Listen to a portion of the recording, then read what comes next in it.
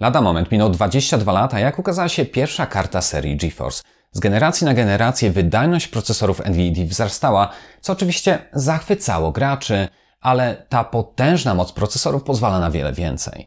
To, co oglądasz w telewizji czy nawet w kinie, zapewne powstało dzięki akceleracji dedykowanych kart graficznych. Wszelkie maści grafiki, animacje czy nawet projekty architektoniczne mogą ożyć właśnie dzięki technologiom, które dzisiaj omówimy. Tak więc będzie bardzo ciekawie. Z tej strony Paweł, a Ty oglądasz kanał Techmaniak HD. Zapraszam. Zacznijmy więc od samego początku. GeForce Studio to nie tylko sterowniki, które możesz wybrać z panelu NVIDIA Experience, czy też zainstalować ręcznie, ale jest to przede wszystkim certyfikat, o który producenci sprzętu mogą się starać. Otóż wszyscy wiemy, jak trudno jest dobrać do siebie odpowiednie komponenty komputera, aby zapewniały one wydajną pracę w określonym programie. Dlatego zamiast błądzić godzinami, ba tygodniami po sieci w poszukiwaniu jednego skompletowanego komputera, który będzie w stanie poradzić sobie z naszym wymagającym oprogramowaniem, po prostu łatwiej jest wybrać laptop czy nawet cały gotowy komputer z certyfikatem Studio. Może to i NVIDIA powołała ten standard do życia, ale wcale to nie oznacza, że dotyczy on tylko i wyłącznie karty graficznej. Zarówno ekran, pamięć RAM, dysk SSD, no i oczywiście procesor musi spełniać ściśle określone warunki. Innymi słowy, z naklejką Studio mamy pewność, że żaden z komponentów nie będzie odstawał w tyle i komputer jako jedna wspólna całość zapewni nam wydajną pracę pozbawioną nieprzyjemnych niespodzianek. Aczkolwiek, jak wiemy, program programowi nierówny, dlatego w tym celu przygotowano aż 3 rodzaje certyfikatów. NVIDIA GeForce RTX Studio to konfiguracje przeznaczone dla twórców treści online i freelancerów. Możemy to nazwać takim progiem wejścia. Titan RTX Studio to już tylko i wyłącznie komputery stacjonarne z kartami dla profesjonalistów zajmujących się renderowaniem, projektowaniem i wszelkiej maści symulacjami. Z kolei NVIDIA Quadro RTX to zarówno komputery stacjonarne, jak i laptopy. Konfiguracje te stworzone są z myślą o przetwarzaniu obrazu, projektowaniu i o tworzeniu wizualizacji. Certyfikat NVIDIA Studio ma więc na celu ułatwienie życia wszystkim tym, którzy całkowicie dali się porwać swojej pasji czy pracy i zależy im właśnie na otrzymaniu sprzętu, który od początku do końca sprosta ich oczekiwaniom. Dobrze, ale dlaczego animatorzy, projektanci, architekci czy nawet całe studia zajmujące się efektami specjalnymi w filmach wybierają właśnie produkty NVIDIA? Otóż, aby to wyjaśnić, przyjrzymy się kilku ciekawym aplikacjom profesjonalnym. Naszą przygodę zacznijmy od programu D5 Render. Jest to darmowy i w odpowiednich warunkach bardzo szybki engine służący do generowania fotorealistycznych wizualizacji. A prościej mówiąc, otwiera on projekty z takich programów jak SketchUp, Blender, Rhino oraz kilku innych i ze wsparciem kart graficznych RTX przemienia je w mega realistyczne prezentacje. Oczywiście render, przykładowo ze SketchUpa, jest poprawny i nie wygląda aż tak źle, ale ma się on nijak do możliwości, jakie oferuje program D5. Zresztą spróbuj postawić się w skórze osoby projektującej wnętrza. Całą pracę możesz wykonać w SketchUpie, bo jest wygodnie, przejrzyście, ale zaprezentuj draft klientowi wygenerowany w SketchUpie, a pełną wizualizację w postaci wideo z pięknymi detalami, wodą i śledzeniem promieni. Raczej oczywiste jest to, która z tych dwóch opcji powali klienta na kolana. Możesz być agentem nieruchomości, architektem lub nawet możesz prowadzić malutki sklepik ze stołami do jadalni, nieważne. Wizualizacja wygenerowana w D5 Render naprawdę potrafi zrobić piorunujące wrażenie.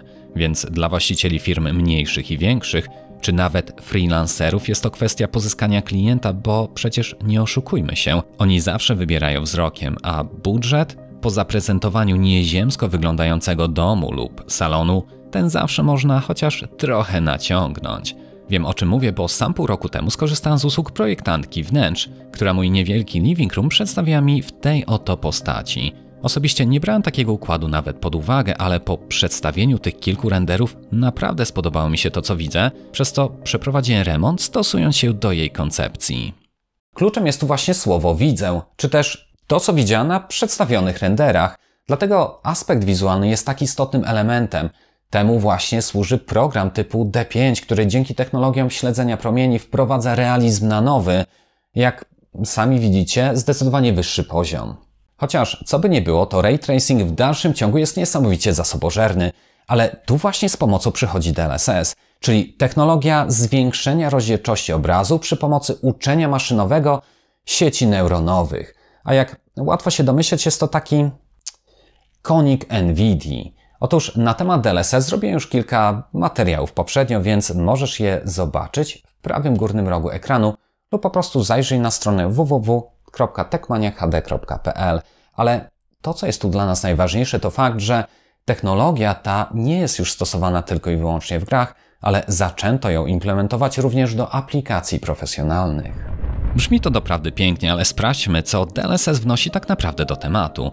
Pobrałem w sieci kilka przykładowych projektów ze SketchUpa i to wcale nie lekkich projektów, ale w tym właśnie rzecz. Na tak skomplikowanym przykładzie gołym okiem widać, ile czasu zajmuje generowanie sceny z wyłączonym DLSS. No może aż tak źle nie jest, bo poruszaniu nie towarzyszą żadne lagi, jednak gdy się zatrzymamy, to widzimy, jak w czasie rzeczywistym karta graficzna pracuje nad sceną. W końcu znajduje się tu mnóstwo obiektów, detali oraz różnych powierzchni, które inaczej reagują w kontakcie z rzucanym na nie światłem.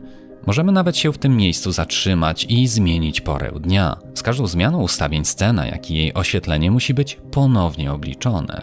Spójrzmy teraz na inny projekt.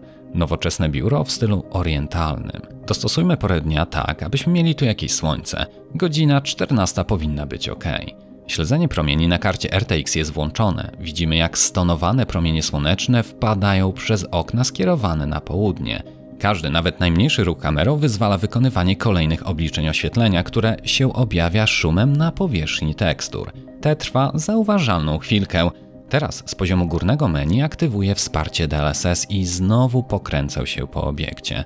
Możemy zauważyć, że proces generowania sceny zmienił się minimalnie, ale to, co interesuje nas najbardziej, to to, że jego czas uległ skróceniu. Renderowanie odbywa się szybciej i całość działa zdecydowanie płynniej. Jeżeli miałbym teraz usiąść z klientem i zaprezentować to, jak wygląda przygotowany dla niego projekt, to oczywiście, że każda sekunda się liczy. Wtedy łatwiej jest śmigać z kąta w kąt, coś dodać, coś zmienić i przyjrzeć się obiektowi z każdej strony. Oczywiście program działa nawet na starszych kartach bez ray tracingu, czyli tych nie będących serii RTX. Zobacz jednak, jak wiele śledzenie promieni wnosi do realizmu takiej sceny. Spójrzmy na tę polerowaną na błysk marmurową podstawę lampy, która stoi na blacie. Obserwujemy w niej perfekcyjne odbicie drugiej strony pomieszczenia i to generowane w czasie rzeczywistym. Teraz w ustawieniach podglądu zmienię jakość na średnią i co widzimy? Po prostu jakiś marmur. Nawet nie wiemy, że jego struktura jest mocno połyskująca. Teraz zmieńmy ponownie na ustawienie widoku, które jest dostępne tylko w kartach RTX. I już wszystko wygląda inaczej. Śledzenie promieni oddziałuje globalnie na wszystko, co tu widzimy. Przejdźmy jeszcze do drugiego pomieszczenia. Zwróć proszę uwagę na ozdobne drzewko i na to, jak ono wygląda ze wsparciem technologii ray tracingu oraz bez niej. Wygląda, jakby było ono pozbawione jakiejkolwiek tekstury, a całą wizualną otoczkę tak naprawdę tworzą jedynie cienie. Ray tracing całkowicie zmienia więc odbiór wizualny tych samych obiektów. Przeskoczmy do jeszcze jednego projektu. W tym momencie podgląd ustawiony jest na średniej jakości, czyli taki, jaki otrzymacie na zwykłej karcie graficznej. Spójrzmy na te białe szafki stojące na podłodze. Po tym pomarańczowym pasku zachodzącego słońca wiemy, że fronty szafek wykonane są zapewne na wysoki połysk. Teraz włączamy podgląd dostępny tylko dla kart wspieranych śledzenie promieni. Pstryk. No i co? Robi wrażenie, prawda? Karta pracuje teraz bardzo ciężko i widzimy, że scena renderowana jest ponownie na naszych oczach, ale nie trwa to długo. Widzimy stół z krzesłami oraz okna znajdujące się po drugiej stronie. Dopiero po włączeniu śledzenia promieni scena wygląda na prawdziwą. Pobawmy się jeszcze porą dnia. Zmieniam godzinę na poranną, co sprawia, że słońce wpada przez okna na wschodzie, wprost na szafkę. Jako że ta jest jasna, to promienie odbijają się po całym wnętrzu pomieszczenia tak, jak ma to miejsce w prawdziwym życiu. Spójrzmy jeszcze na klasyczny budzik, który stoi na stole jadalnym. Z technologią RTX wygląda on tak jak trzeba. Każdy ruchomy element w jego wnętrzu jest prawidłowo oświetlony, a lekko wypukłe szkło załamuje i odbija promienie. Z kolei bez ray tracingu obiekt niestety staje się wręcz martwy. Lecz zostawmy już ten budzik w spokoju i spójrzmy na stół. Co jeśli surowo wyglądające drewno nie zaspokaja wyrafinowanego gustu klienta, dla którego przygotowaliście ten projekt? Może biały marmur zrobi już odpowiednie wrażenie, a jeśli nie, to warto spróbować niebieski. Jak na mój gust to jest on trochę za ciemny, ale też może się podobać. Z podglądem wspartym technologią śledzenia promieni powierzchnia wygląda jak trzeba, lecz po wyłączeniu RTX Marmur zaczyna wyglądać jak tania okleina z lokalnego sklepu meblowego. To są właśnie elementy, którymi kupuje się serce klienta. Tak więc śledzenie promieni sprawia, że scena wygląda jak żywa, a DLSS po prostu przyspiesza generowanie sceny. A wiadomo, że czas to pieniądz.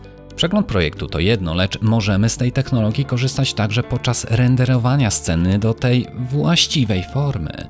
Program D5 pozwala na render zdjęcia do rozdzielczości 4, 6 lub nawet 8K po wpisaniu rozdzielczości ręcznie. Zdjęcia są oczywiście fajne, ale nic nie zrobi takiego wrażenia jak animacja przygotowanego obiektu, chociażby w 4K. Nawet jeżeli konkurencyjne biuro projektowe wyśle dokładnie taki sam koncept, ale w kilku mizernych fotkach, a ty zaprezentujesz wideo tego pokroju, to sprawa będzie przesądzona. Wizualizacja stworzona przy pomocy D5 Render to coś absolutnie pięknego, ale to, ile trwa jej wyrenderowanie, mocno uzależnione jest od mocy obliczeniowej karty graficznej. Dlatego mam tutaj kartę RTX 3090, która można powiedzieć, że jest konstrukcją bardziej półprofesjonalną. Ale żeby było fair, przygotowałem też coś bardziej przyziemnego. Otóż z komputera mojego syna wyciągnąłem kartę RTX 2060, która jest wersją podstawową, pierwszą, bez żadnego dopisku super. Otóż sprawdzimy, jak te obydwie konstrukcje wypadają przeciwko sobie. Tak więc na wyrenderowanie tej 10-sekundowej scenki w 1080p RTX 2060 potrzebował 40 minut i 43 sekund. Aktywacja DLSS rzeczywiście przyniosła spore korzyści, bowiem czas spadł niemal o połowę, do troszkę ponad 22 minut. A jak wypadł RTX 3090? No, jest to przecież klasa sama w sobie, więc i czas odpowiednio krótszy. 3090 nawet bez DLSS ogarnęła temat w 7 minut i 45 sekund. Z DLSS zaledwie w 4 minuty i 21 sekund. Patrząc na ten wykres, łatwo sobie uświadomić, skąd bierze się tak ogromny popyt nawet na te mocniejsze karty graficzne. Kupują je więc nie tylko kopacze kryptowalut, gamerzy, ale także studia projektowe, architekci i wiele innych gałęzi produkcji oraz wszelkiego rodzaju usług potrzebuje ich do wykonania swojej pracy. No i okej, ale jeżeli tworzysz coś na własne potrzeby lub dopiero się uczysz, to nawet taki RTX 2060 wciąż jest w stanie wyrenderować każdy. Nawet dłuższy projekt w 4K z tym, że zajmie to odpowiednio więcej czasu. Prezentacja, którą tu widzisz, wygląda może trochę pokracznie, bowiem przygotowałem ją sam, lecz udowadnia to jednocześnie, że próg wejścia jest bardzo niski. Jednego dnia nie masz pojęcia o programie, następnego tworzysz taki oto render. Kiedyś było to nie do pomyślenia i wymagało superkomputera. Dzisiaj wystarczy nawet laptop o odpowiedniej konfiguracji i wnet można nawet po godzinach jako hobby rozwijać swe zdolności artystyczne, czy to tylko aby zaprojektować swój dom marzeń, czy może nawet zmienić zawodową karierę. Co do samych silników renderujących, to jest ich sporo więcej. Bardzo popularnym jest V-Ray. Jak D5 Render to produkt powiewający jeszcze świeżością, tak ten swe pierwsze wydanie zaliczył blisko ćwierćwiecze temu. Przypuszczam więc, że każdy z branży powinien już go dobrze znać. Dlatego uważam, że nie ma potrzeby na jego głębsze omawianie, ale potrzeba na jego test jest wręcz obowiązkowa. W tym celu skorzystam z jakże wdzięcznego i szybkiego oficjalnego benchmarku. Wyniki widzicie teraz na ekranie, ale te były do przewidzenia. RTX 3090 oferuje dużo większą wydajność, która idzie w parze z krótszym czasem niezbędnym do wykonania renderów. Tu zalety pracy na układach NVIDIA wcale się nie kończą. W tym segmencie przyjrzymy się, jak technologia ta wykorzystywana jest obecnie w oprogramowaniu, które początkowo powstało tylko i wyłącznie jako narzędzie dla kolorystów, a dopiero z czasem przez kolejne lata przybywało mu funkcjonalności. Oczywiście chodzi o DaVinci Resolve. Płynność pracy w programie pochodzącym od Blackmagic Design w głównej mierze zależy od wydajności karty graficznej. Oczywiście pozostałe komponenty, takie jak procesor czy pamięć RAM, również są istotne, ale niezaprzeczalnie największą pracę wykonuje tu właśnie procesor graficzny. Po prostu skomplikowane procesy obliczeniowe zdecydowanie wydajniej egzekwowane są właśnie na GPU. Karta graficzna akceleruje tu gradację kolorystyczną, edycję wideo, zakres kolorów, no i całą wiązkę różnych mniej i bardziej wyrafinowanych przejść oraz efektów. Wystarczy otworzyć menadżera zadań systemu Windows i w zakładce Wydajność możemy obserwować, jak poszczególne elementy sprzętu są obciążane, podczas gdy my przelatujemy po poszczególnych efektach. Jak widzisz, procesor robi niewiele, To karta odpowiada za dekodowanie nagranego materiału, co widać tutaj w oknie Video Decode. Z kolei okno podpisane jako 3D wskazuje obciążenie narzuconego efektu, którego podgląd widzimy w oknie na środku programu. W DaVinci Resolve Studio, czyli w tej płatnej wersji, możemy dodatkowo renderować zakończone projekty ze wsparciem encodera NVIDIA. Ten potrafi znacząco skrócić czas wyprowadzania materiału, zwłaszcza na procesorach AMD Ryzen, bo te nie posiadają swojego encodera, tak jak ma to miejsce w większości jednostek Intela. Większość z tych bardziej wyrafinowanych efektów i funkcji dostępnych w Resolve akcelerowane jest właśnie poprzez układy RTX. Rozpoznawanie twarzy czy nawet automatyczny tracking osoby, nazywany tutaj Magic Mask, opiera się na AI, czyli sztucznej inteligencji. Ja wiem, brzmi to trochę jak marketingowe hasło wyssane z palca, ale uwierzcie mi, rysowanie maski ręcznie, klatka po klatce to mnóstwo pracy i taki solidny ból dla montującego. Funkcja Magic Mask załatwia to samo w kilku kliknięciach, ale im mocniejsza karta graficzna, tym krótszy czas potrzebny na wykonanie trackingu. Ciekawych funkcji, których wykonanie spoczywa na procesorze graficznym, jest całe mnóstwo. Jednak do moich ulubionych należy najbardziej zaawansowane w branży upłynianie ruchu. Spójrz teraz na to. Mamy powiewającą na wietrze amerykańską flagę. Klip nagrany jest w 30 klatkach na sekundę, czyli jeżeli spowolnimy wideo do 20% jego prędkości, tak jak w tym wypadku, to te 30 klatek dzieli nam się przez 5, sumą czego uzyskujemy 6 klatek obrazowych na sekundę. Jeżeli puścimy teraz klip, to widzimy, że nie wygląda to dobrze. Pierwszy klip na linii zostawiamy więc w oryginale, za to w drugim włączymy proces optycznego upłynniania ruchu i widzimy, że puszczony klip wygląda już zupełnie inaczej. DaVinci Resolve uzupełni brakujące klatki i z 6 magicznie mamy tu 30, tak aby płynność była zgodna z ustawieniami całego projektu. Jednakże widzimy, że dzieje się tu coś dziwnego. Płynnie jest, ale po przybliżeniu ruch wygląda na zaburzony i jednak trochę za bardzo przekłamany. Tak więc na trzecim klipie oprócz procesu Optical Flow nałożony jest dodatkowy, tak zwany Speed Warp. Jeżeli porównamy klip trzeci i drugi, to widzimy ogromną różnicę w dokładności oszacowania uzupełnionych klatek pomiędzy tymi, które rzeczywiście zostały nagrane. RTX 3090 wyrenderował ten projekt zaledwie w 19 sekund. Pierwszy i drugi klip poszedł błyskawicznie, w jakieś 2 sekundy. Trzeci, ten z procesem Speed Warp, jest naprawdę zasobożerny i pochłonął pozostałe 17 sekund, obciążając kartę w okolicach 90%. Procesor w tym czasie nie robił wiele, bardziej zajęty był nagrywaniem ekranu niż samym Resolve'em. Ten sam projekt wyrenderowałem również na karcie RTX 2060. Teraz możesz zobaczyć moment renderowania tego trzeciego klipu. Procesor graficzny jest ciągle najbardziej obciążanym komponentem komputera. Render na 2060 trwał minutę i 26 sekund, względem 19 na mocniejszym GPU. Spowolnienie wykorzystywane jest częściej niż mogłoby się wydawać. Otóż taki zabieg w filmie dodaje dramatyzmu, buduje napięcie, nierzadko pozwala nam spojrzeć trochę inaczej na to, co już znamy, a kiedy indziej jest zwykłym urozmaiceniem.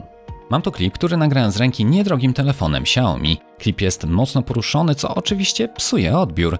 Dodamy więc stabilizację. Dla RTX 3090 jest to kwestia tylko kilku sekund. Następnie spróbuję sprawić, aby klip ten był ciekawszy. Przetnę go więc w 2 miejscach. Zrobię trochę przestrzeni i rozciągnę klip po środku, spowalniając go tym samym. Dla łatwiejszego rachunku niech będzie to do 33%. Jednak to, co powstało, płynne nie jest. Włączam Retime and Scaling i aktywuję Optical Flow. W ten sposób uzyskujemy płynny ruch, ale wygląda to po prostu fatalnie. Bez procesu Motion Estimation chyba się nie obędziemy. Dla próby aktywuję ten o nazwie Enhance Better, który jest dostępny także w darmowej wersji DaVinci Resolve. Widzimy, że przeliczenie tego procesu zajęło tylko chwilę. Wygląda to lepiej, lecz wciąż jakieś przekłamania rozpraszają naszą uwagę. Aktywuję więc Speed Warp, który posiłkuje się właśnie sztuczną inteligencją i ta funkcja dostępna jest już tylko i wyłącznie w wersji płatnej Resolve, czyli w wersji Studio. Przeliczenie tego procesu zajmuje znacznie więcej czasu, ale rezultat wygląda niezaprzeczalnie lepiej. Czy jest doskonale? Na pewno nie. Za to 30-klatkowe nagranie spowolniliśmy 3-krotnie, co daje nam 10 klatek na sekundę.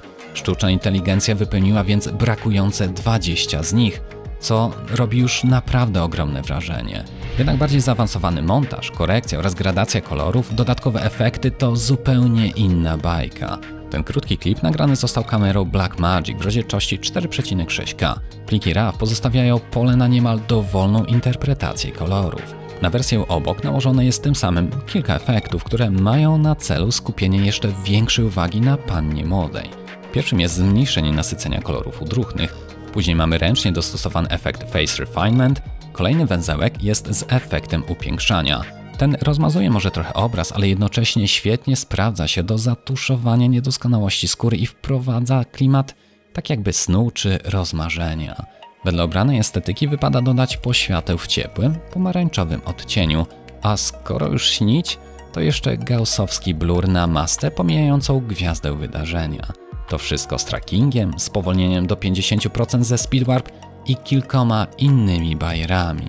Zwykły montaż, który sprowadza się tylko i wyłącznie do poprzecinania klipów i poukładania ich na linii, sprzętowo nie jest wcale jakoś wymagający, ale to, co pokazałem Wam przed chwilą, jest już dużo bardziej zasobożerne i tego typu montaż może nie, że jest całkowicie niewykonalny na ziemniaku, czyli tak zwanym słabym komputerze, ale aby móc pracować wtedy komfortowo, naprawdę przydaje się mocniejszy sprzęt. Wyrenderowanie tego 12-sekundowego projektu na karcie RTX 3090 trwało 47 sekund. 2060 tę samą operację wykonała w 364 sekundy, czyli 8 razy dłużej, ale nawet ze swoimi 6 GB pamięci VRAM, które w czasie renderu były całkowicie zapełnione, wciąż była w stanie to zrobić. Blender to niezwykle popularne, potężne, ale i darmowe oprogramowanie do modelowania i renderowania obrazów, jak i animacji trójwymiarowych. Ta, choć starsza już animacja wprost od Blender Foundation pokazuje, na co stać oprogramowanie. Projekt ten w całości został stworzony przy użyciu tego oprogramowania. Własny silnik graficzny umożliwia także tworzenie prezentacji interaktywnych, w tym również gier komputerowych. Blender jest nawet często używany do tworzenia reklam telewizyjnych, tak więc popularności nie można mu odmówić. Z kolei nas interesuje tu pierwszy na świecie interaktywny silnik do obsługi ray tracingu, nazywany przez Nvidię Optics, z dużym X na końcu. W kartach serii GeForce RTX i Quadro RTX wykorzystuje on dodatkowe rdzenie i jednostki, zarówno RT, jak i tensory do sprawniejszej obsługi śledzenia promieni. Lecz to nie wszystko. Karty serii RTX 3000 wspierają teraz sprzętową akcelerację dla motion blur, czyli dla rozmycia obrazu. No bo jak inaczej na statycznym zdjęciu ukazać prędkość, pęd obiektów w przestrzeni? Rozmycie jest konieczne i sprawia, że scena wygląda po prostu bardziej realistycznie. W grach co prawda tego nie lubimy, ale tu chodzi o trochę inne rozmycie. Przyjrzyj się temu renderowi z i bez motion blur. Te bez rozmycia niby wygląda fajnie, wszystko jest takie ostre, ale obiekty wyglądają na nieruchome. Nawet śmigła sprawiają wrażenie, jakby stały w miejscu. Od razu widać, że coś po prostu nam tutaj nie pasuje. Na renderze z motion blur od razu mamy wrażenie, że jest to klatka z trwającego pościgu. Musicie wiedzieć, że niby taki prosty zabieg jak dodanie rozmycia jest w rzeczywistości bardzo trudny. Oczywiście, o ile chcemy, aby to rozmycie wyglądało realistycznie, otóż pochłania ono ogromne zasoby mocy obliczeniowej, dlatego w kartach serii RTX 3000 wprowadzono jego sprzętową akcelerację. Zobaczmy więc, ile ta akceleracja tak naprawdę przynosi. To, że RTX 3090 ucieka znacząco od 2060 nie podlega wątpliwości. Jednak nie to jest obiektem, na który chcę zwrócić Twoją uwagę. Na tym przykładzie obserwujemy, jak wiele sprzętowe wsparcie, dostępne tylko w serii 3000, skraca czas wyrenderowania klatki z dodaniem efektu, jakim jest właśnie motion blur. Innymi słowy, jeżeli Blender jest Twoim narzędziem pracy i zastanawiasz się, czy wybrać kartę w serii 2000 czy 3000, to bez wątpienia wybierz jednak tę nowszą.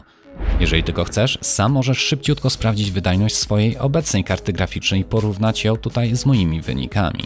W opisie poniżej zostawię link do pobrania oficjalnego, darmowego narzędzia sprawdzającego wydajność w Blenderze. Wystarczy go włączyć, zaznaczyć wszystkie testy oraz kartę graficzną, której test ma wykonać. Pojawi się tam też opcja CUDA lub Optics. Możesz sprawdzić obydwie. W moim przypadku karta RTX 3090 na Optics imponuje wydajnością, zakończając wszystkie testy w przeciągu 3 minut i 53 sekund. Na rdzeniach CUDA wykonanie tych samych operacji zajęło już 9 minut i 18 sekund.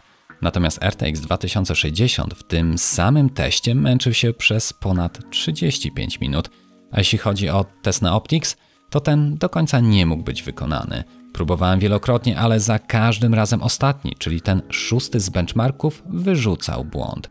Zmierzyłem więc wykonanie pierwszych 5 i na ten proces trzeba było ponad 10 minut, lecz tak jak mówię, 6, najdłuższy, został tu pominięty, więc całościowo test nie został zaliczony. W tym materiale chciałbym poruszyć jeszcze jedną dość istotną kwestię, na którą pewnie większość z Was nieustannie się zastanawia. Otóż wybrać sterowniki Studio czy sterowniki Game Ready. Czy jest między nimi jakaś ogromna różnica? Choć bardzo byśmy chcieli, aby sterowniki dla graczy dodawały nam 100 FPS do każdej gry, a sterowniki Studio odejmowały czas renderu o połowę, to w rzeczywistości wcale się tak nie dzieje. W sieci możecie odszukać mnóstwo porównań wydajności na obydwu sterownikach i śmiało można stwierdzić, że oprócz jakichś tam naprawdę drobnych, minimalnych wahnięć, to po prostu na jedno wychodzi. Różnica pomiędzy tymi dwoma wersjami oczywiście istnieje, aczkolwiek jest ona bardziej subtelna.